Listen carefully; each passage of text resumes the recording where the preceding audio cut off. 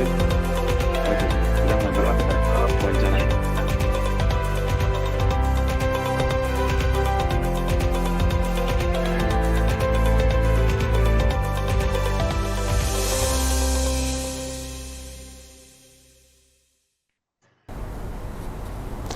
Longsor yang melanda dua desa di Kecamatan Serasan, Kabupaten Natuna, Provinsi Kepulauan Riau pada Senin pagi 6 Maret 2023 lalu menelan 48 korban jiwa dan 7 orang masih dinyatakan hilang. Hingga saat ini proses evakuasi juga masih terus dilakukan untuk mencari korban yang hingga saat ini belum ditemukan. Untuk mengetahui informasi terkini di Kecamatan Serasan, saya sudah terhubung bersama Kepala Pelaksana BPBD Kabupaten Natuna, Raja Darmika. Pak Raja, selamat siang. Selamat siang.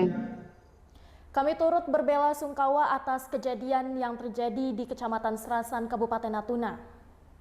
Iya. Oke, baik Pak Raja. Pasca longsor pada 6 Maret lalu, bagaimana kondisi di Serasan saat ini? Ya, bisa saya jelaskan sedikit. Kondisi di Serasan, alhamdulillah cuaca cerah berawan ya dalam beberapa hari ini, dan dapat dipastikan upaya-upaya pencarian dan penyelamatan sangat berjalan lancar. Dan update terkini data yang berhasil kita dapatkan dari tim gabungan itu data korban meninggal itu 48 orang, di mana 47 sudah teridentifikasi, 1 belum, dan ada 6 yang lagi dinyatakan hilang. Dan pada hari ini tim gabungan sudah menemukan 2 lagi, berarti ada 4 sisanya. Mudah-mudahan hari ini sisa waktu dan untuk besok ke depan bisa berhasil ditemukan. Oke, baik Pak, berarti korban yang sudah ditemukan berjumlah 50 orang dan yang belum teridentifikasi sebanyak 3 orang ya Pak? Gini, kalau total yang dinyatakan hilang itu kan 54, ya kan. Kemudian kalau hari pertama itu kan kita sudah menyebutkan 54 yang meninggal, tapi kan belum pasti. Maka upaya itu disebutkanlah 50 korban berhasil ditemukan saat sampai sekarang ya ini. Karena kebetulan kita rilisnya itu biasanya jam 8 malam. Setelah rapat maka baru kita rilis supaya tidak simpang siur. Maka hari ini kan belum rilis. Maka yang kita temukan adalah 48 orang dinyatakan meninggal. Kemudian dengan 47 teridentifikasi, 1 belum. Sehingga ada 6 yang masih dinyatakan hilang. Namun pada hari ini 2 orang ditemukan, maka sisanya 4. Dan tetap 1 belum teridentifikasi. Bagaimana proses evakuasi korban saat ini, Pak? Evakuasi korban berjalan lancar sesuai dengan harapan kita. Ya, tingkat kesulitan kita paling juga karena area yang kita sisir itu belum sepenuhnya tercover, dan kita optimis untuk area yang belum tersisir nanti yang mudah-mudahan di situ ada temukan para korban lah. Mudah-mudahan besok ada progres. Kita berdoa. Oke, baik. Pak Raja, pencarian korban dari tanggal 12 diperpanjang 3 hari sampai tanggal 15 Maret dan rencananya akan kembali diperpanjang jika korban juga belum ditemukan. Nah, saat ini proses evakuasi ini akan berjalan sampai kapan, Pak? Jadi dari rapat-rapat kita, ya kemarin setelah 7 hari masa pencarian, kemudian dari pihak tim gabungan dalam pencarian ini itu menyepakati dan diputuskanlah 3 hari penambahan pencarian. Dan kalau misalnya progresnya baik dan optimis, kita akan perpanjang kembali. Namun tentu setelah 3 hari ini kita akan melakukan evaluasi, di situ keputusan kita. Dan dapat dipastikan juga bahwa kemarin ada rencana, kalaupun diperpanjang, nah itu lihat skon itu 3 hari. Nah itu keputusannya nanti setelah 3 hari perpanjangan pertama. Oke, baik Pak Raja. Pemerintah memperpanjang masa tanggap darurat hingga akhir Maret. Nah, itu selain pencarian korban, apa fokus utama pemerintah? Sebenarnya masa tanggap darurat tidak diperpanjang. Saya pertegas atau diklarifikasi sedikit bahwa masa tanggap darurat itu ditetapkan oleh pemerintah Kabupaten Natuna dari tanggal 6 Maret sejak mulainya terjadinya bencana longsor itu yang korban sampai dengan 31 Maret. Nah itu masa tanggap daruratnya. Kemudian masa pencariannya itu 7 hari, 3 hari, 3 hari. Nah itu kriteria seperti itu rencana operasinya. Nah kemudian kalau misalnya dalam masa 3 hari perpanjangan pertama, kemudian 3 hari perpanjangan kedua itu, maka kalau memang itu diberhentikan masa pencarian, bisa saja nanti masa tanggap darurat diperpendek. Seperti itu, diganti dengan masa transisi tanggap darurat. Saat ini selain pencarian korban, fokus utama pemerintah apa Pak? Kita melakukan pemenuhan kebutuhan dasar para pengungsi. Oke, sejauh ini apa yang menjadi kendala proses evakuasi di Kecamatan Serasan? Kalau dilihat dari situasi di lapangan, ya kan, itu kalau di hari pertama memang kita belum menggunakan alat berat, kemudian komunikasi kita juga terputus. Namun pada hari keempat progres terus berlanjut dan saya melihat bahwa tidak ada hal-hal yang menghambat. Ya. Nah, cuma dari sisi pengidentifikasi korban saja, karena semakin lama kita menemukan korban, nah itu makanya ditemukan satu yang belum teridentifikasi seperti itu. Dengan adanya alat berat yang saat ini telah berada di Kecamatan Serasan, apakah itu mencukupi untuk mengevakuasi para korban dan juga merecovery Kecamatan Serasan, Pak? Saya sudah cukup optimal ya. Kita ada 6 tambah 1 kalau nggak salah untuk penguburan itu. Nah itu sudah cukup optimal karena dua sisi jalan yang tertutup itu kita gunakan alat berat untuk membuka akses itu. Dan tadi saya sempat memantau, itu sudah mulai tersambung lah. Hanya saja pembersihannya saja nanti agar akses jalan itu bisa kita lalui dan aman. Dan diharapkan hari ini juga adanya penyambungan listrik sehingga di daerah Pangkalan, desa Pangkalan itu bisa listrik bisa nyala dan masyarakat juga diharapkan bisa kembali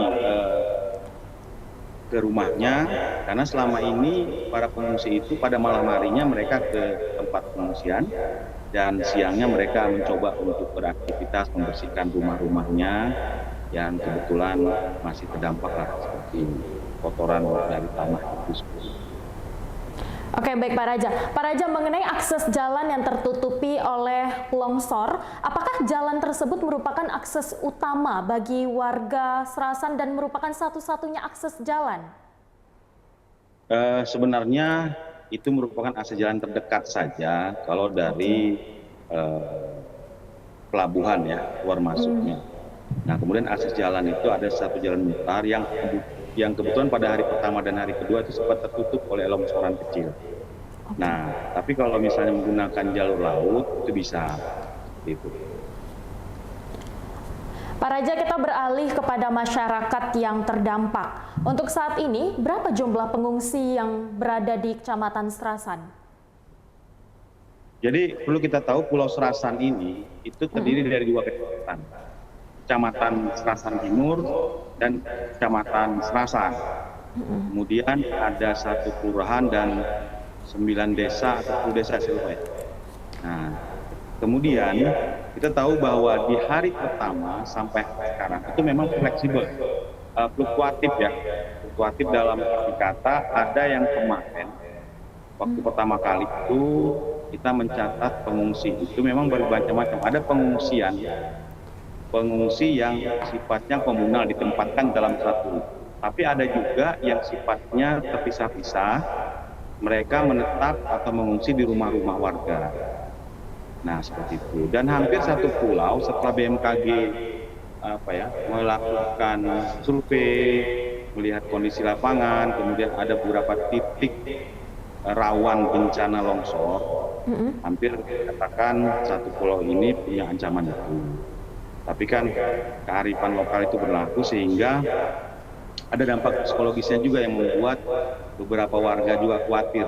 Kalau hujan 3 hari sudah ada tanda-tandanya oleh BMKG nyampaikan bahwa misalnya sungai airnya keruh. Nah, itu sebaiknya masyarakat sudah mulai waspada dan bergeser ataupun relokasi ke tempat yang lebih aman. Nah, seperti itu. Sehingga pada hari ke-10 ini ke-9 pada hari ini itu kita coba mendata, itu ada 2.835 orang yang dinyatakan sebagai pengungsi. Itu juga bertambah dari awalnya 6 pos pengungsian, kemudian ada sekolah SMA yang kita jadikan pengungsian, kemudian ada beberapa rumah, dan akhirnya ini ada sekitar. Oke, Pak, untuk jaringan komunikasi sempat terputus pasca longsor 6 Maret lalu. Nah, saat ini jaringan komunikasi dan juga jaringan listrik, apakah sudah kembali normal atau masih berjalan? Kalau listrik belum normal ya, karena ada beberapa titik yang masih dikejar agar upaya penyambungan listrik itu bisa. Tapi kalau untuk sinyal sudah lumayan walaupun tidak stabil ya. Sinyal Telkomsel di sini hanya ada satu operator dan ada beberapa titik menggunakan XL. Namun di area longsor itu memang terputus sama sekali. Dan saat sekarang seperti yang bisa kita lakukan sekarang menggunakan data seluler, dan mohon maaf mungkin kalau misalnya suara saya hilang mendadak, memang kondisinya belum begitu stabil. Untuk aktivitas warga saat ini, apakah sudah kembali berjalan normal seperti biasa atau masih berada di posko pengungsian? Ada sebagian kalau pada hari siang hari, mereka beraktivitas seperti biasa. Memang kondisinya tidak seperti yang dulu, karena kalau mereka harus ke beberapa desa yang dulunya memiliki akses jalan yang tertimbun kan lebih dekat. Tapi terpaksa mereka harus muter dan lebih lama. Seperti itu saja. Oke, berarti kan aktivitas warga sudah mulai berjalan seperti biasa. Untuk pasokan logistik dan juga fasilitas kesehatan bagi warga yang saat ini masih mengungsi, apakah tercukupi atau masih mungkin membutuhkan bantuan, Pak Raja? Nah, kalau untuk fasilitas kesehatan, ya jelas dari upaya-upaya yang dilakukan oleh pos komando, kita berupaya ketersediaan dari peralatan-peralatan kesehatan, obat-obatan, bahkan itu memang perlu tambahan karena apa? Karena kelelahan lain dari petugas, perlu ada tambahan dan pertukaran seperti itu. Nah, kemudian kita tahu juga bahwa Pulau Serasan ini kan hanya ada akses laut ya. Dan kita tahu juga keterbatasan transportasi laut yang masuk dan keluar dari Pulau Serasan itu tidak tiap hari. Nah, diharapkan juga memang ada alternatif lah kalau seandainya. Tapi saat tanggap darurat ini, alhamdulillah operasi udara tetap berlangsung. Ya, dalam satu hari itu ada penerbangan heli yang mudah-mudahan apabila ada dibutuhkan rujukan pasien itu bisa dengan cepat ditangani dengan adanya operasi udara tersebut. Lalu Pak Raja, melihat kondisi yang seperti ini, sama-sama seperti kita bisa lihat bahwa lokasi longsor masih ada potensi besar akan bisa kembali terjadi jika cuaca ekstrim. Apa upaya pemerintah untuk mengantisipasi hal ini agar tidak terulang kembali? Yang jelas upaya mitigasi, kemudian edukasi kepada masyarakat terkait dengan ancaman dengan tujuan menurunkan risiko bencana itu menjadi suatu hal yang penting. Ya. Masyarakat yang selama ini memang belum mengetahui bahwa ancaman longsor itu ada tanda-tandanya dengan Dengan edukasi-edukasi seperti itu, harapan kita masyarakat bisa lebih waspada. Dan kita juga akan mencoba ke depannya bagaimana menyiapkan penghuni yang memang layak ya, jauh dari ancaman, sehingga hunian tetap yang akan direncanakan oleh pemerintah pusat dan pemerintah daerah itu akan melihat resiko bencana dan daerah kerentanan. Jadi ada lokasi yang memang dibuat untuk merelokasi rumah-rumah yang berada di titik rawan, sehingga ke depannya diharapkan kejadian seperti ini itu bisa kita antisipasi dan tidak menimbulkan korban apabila terjadi bencana. Oke, tadi Anda sempat menyampaikan bahwa pemerintah pusat dan juga pemerintah daerah akan merelokasi warga. Kapan relokasi tersebut akan dimulai? Jadi semalam saya rapat dengan tim dari pihak Mabes, ya, kemudian dari BNPB juga, kemudian ada pihak PU, PR ya, PR, berbicara masalah pengiriman material rumah hunian tetap yang rencananya akan dikirim secepatnya ke Pulau Serasan ini untuk membangun awalnya 100 hunian, ya. Dan usulan dari pemerintah Kabupaten Natuna itu rencananya 147, kemudian ditambah sekolah, musola, dan ada satu lagi. Masalah apa ya tadi itu ya? Saya lupa. Ada tiga. Musola, kemudian sekolah, lagi apa gitu selain rumah yang akan dibangun. Pak Raja, membangun 100 hunian itu kan tentu membutuhkan waktu dan juga material-material yang akan didatangkan dari luar daerah. Nah, untuk pengungsi yang rumahnya terdampak longsor, itu seperti apa Pak? Akan dipindahkan kemana? Apakah tetap di posko menunggu rumah tersebut terbangun atau seperti apa? Jadi kalau untuk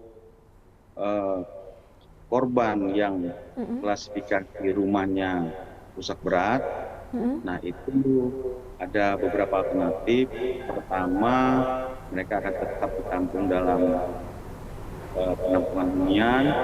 Kemudian kita juga akan berupayakan seandainya mereka memang tidak di tempat penampungan hunian, maka akan kita upayakan juga nanti semacam bantuan keuangan yang namanya uang hunian lah, seperti itu. Dana tunggu hunian istilahnya seperti itu ya. Oke, baik.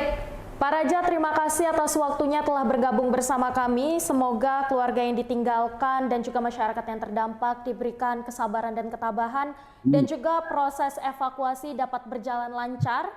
Saya Deliandini pamit undur diri, sampai jumpa di episode Mata Angin selanjutnya.